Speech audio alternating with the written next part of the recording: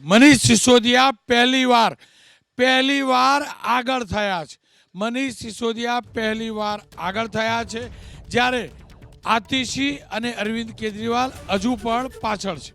જંગપુરા બેઠકથી મનીષ સિસોદિયા આગળ ચાલી રહ્યા છે.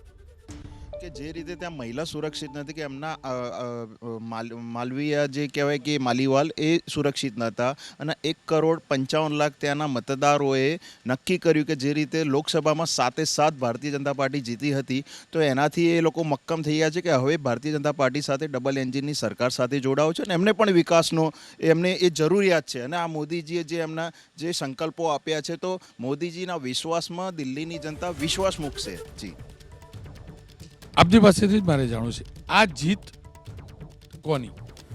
બીજેપીની, નરેન્દ્ર મોદી અમિત શાહની રણનીતિની, નરેન્દ્ર મોદીના ચહેરાની, કે પછી આપની હાર એટલે બીજેપીની જીત?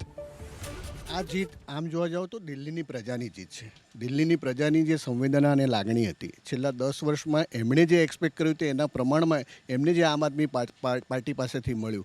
હમણાં જ મારા સાથી મિત્રએ કહ્યું પ્રમાણે સ્વાતિ માલીવાલની એમની મહિલા આગેવાનની જે પ્રમાણેની છેડતી એમના પોતાના ઘરમાં થાય, સાથે સાથે દિલ્હીના ચીફ સેક્રેટરીને બોલાવીને જે પ્રમાણે તેમની સાથે હિંસક વર્તાવ મુખ્યમંત્રીની ઉપસ્થિતિમાં થાય, આ પ્રમાણેના જે બનાવો બન્યા તે આખાય દિલ્હીને માટે અને દિલ્હીની પ્રજાને માટે ચોંકાવનારા હતા. જે પ્રમાણે શીશ મહેલના આપણે જકુઝી અને આવા સોનાબાદ ક્યારેય કોઈ મુખ્યમંત્રીના નિવાસસ્થાનમાં જોયા છે, પણ જે પ્રમાણેના દ્રશ્યો દિલ્હીની પ્રજા સામે આવ્યા તેની સામેનો આ દિલ્હીની પ્રજાનો આક્રોશ છે એ આમાં પ્રતિબિંબિત